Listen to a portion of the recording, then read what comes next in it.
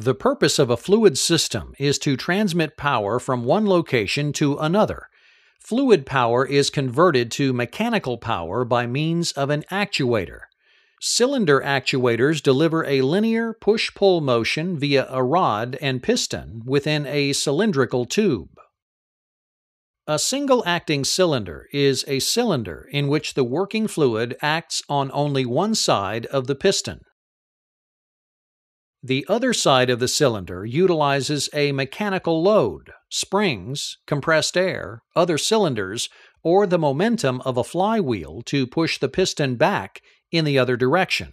This particular cylinder utilizes a spring on the non-fluid side. A single-acting cylinder produces linear motion in one direction. When a control valve directs fluid through the inlet port into the blind end, pressure builds up and generates a force on the piston. When the pressure buildup is large enough, the piston begins to move, extending the rod. This is called the forward stroke.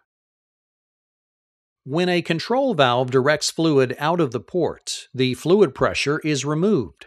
The force of the spring pushes against the piston in the other direction, and the rod returns to the cylinder. This is called the retraction stroke.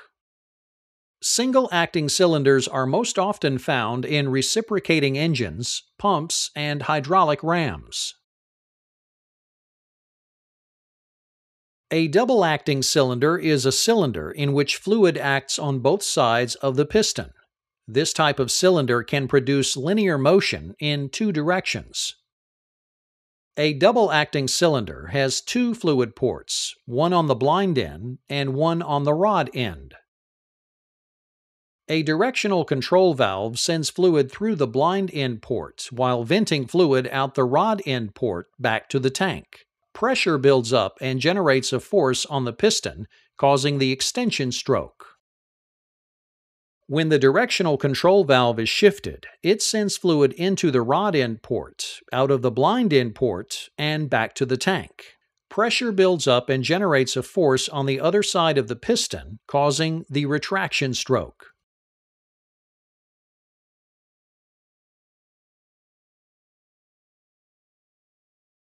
To determine the speed of a piston during extension and retraction, we must first determine the significant working areas. The full piston area is the side of the piston without the rod. This is the area that feels pressure as the piston extends. The next significant working area is called the net area. This area is the size of the full piston area minus the area of the rod. The net area feels pressure when the cylinder retracts. The speed at which the piston extends and retracts is calculated using the volumetric flow rate divided by the area for the incoming fluid. Since each side of the cylinder has a different working area, each side experiences a different speed. Let's assume that the volumetric flow rate is equal for each inlet. Because the rod takes up space within the cylinder, less fluid is required to fill that side. This means that the fluid can fill the rod end side more quickly than it can fill the blind end. Since the rod end side fills with fluid more quickly, the cylinder will always retract faster than it can extend.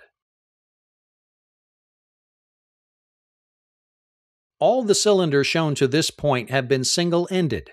They have only one working rod. On special cylinders, two rods may be used. These are called double-ended cylinders. They have two rods, both attached to the piston, and each coming through an end cap. Double-ended cylinders work similarly to single-ended, but are used when a constant speed is required for both the extension and retraction strokes. Since the flow rate is the same and the piston areas are the same, the speed for extension and retraction is also the same.